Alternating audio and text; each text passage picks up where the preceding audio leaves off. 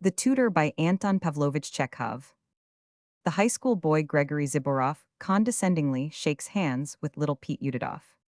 Pete, a chubby youngster of 12, with bristling hair, red cheeks, and a low forehead, dressed in a little gray suit, bows and scrapes, and reaches into the cupboard for his books. The lesson begins. According to an agreement made with Udidov, the father Ziborov is to help Pete with his lessons for 2 hours each day, in return for which he is to receive 6 rubles a month. He is preparing the boy for the second grade of the high school. He prepared him for the first grade last year, but little Pete failed to pass his examinations. Very well, begins Ziborov, lighting a cigarette. You had the fourth declension to study decline fructus. Peter begins to decline it.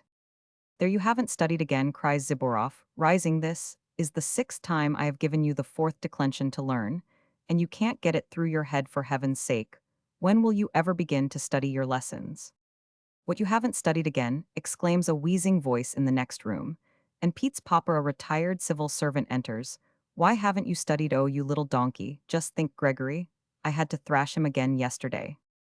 Sighing profoundly, Udidov sits down beside his son and opens the boy's ragged grammar. Ziborov begins examining Pete before his father, thinking to himself, ill, just show that stupid father what a stupid son he has. The high school boy is seized with the fury of the examiner and is ready to beat the little red-cheeked numbskull before him.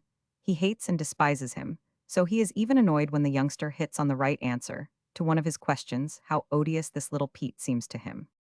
You don't even know the second declension. You don't even know the first. This is the way you learn your lessons. Come, tell me, what is the vocative of mus filius?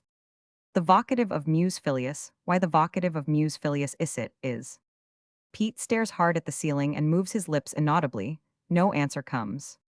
What is the dative of d? Debus filiabus, Pete bursts out. Old Udidov nods approvingly. The high school boy, who was not expecting a correct answer, feels annoyed. What other nouns have their dative in abus, he asks.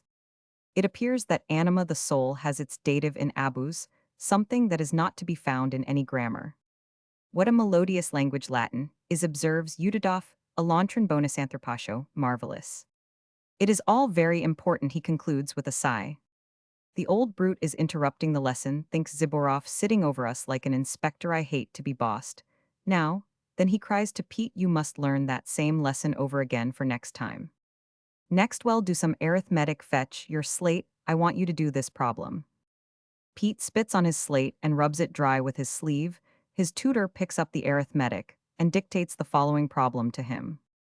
If a merchant buys 138 yards of cloth, some of which is black, and some blue, for 540 rubles, how many yards of each did he buy? If the blue cloth cost 5 rubles a yard, and the black cloth 3, repeat what I have just said.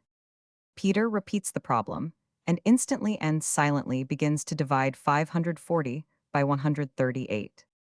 What are you doing? Wait a moment. No, go ahead. Is there a remainder? There ought not to be here. Let me do it. Ziborov divides 540 by 138 and finds that it goes 3 times, and something over. He quickly rubs out the sum. How queer, he thinks, ruffling his hair and flushing.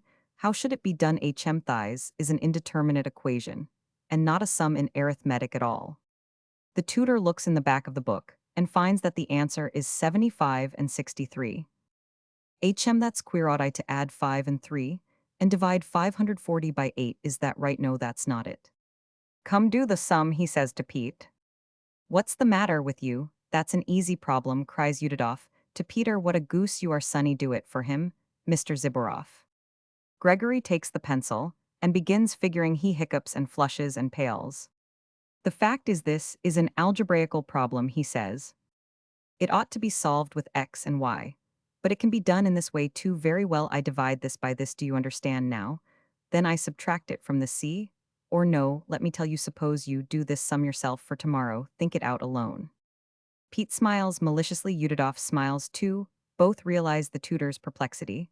The high school boy becomes still more violently embarrassed, rises, and begins to walk up and down.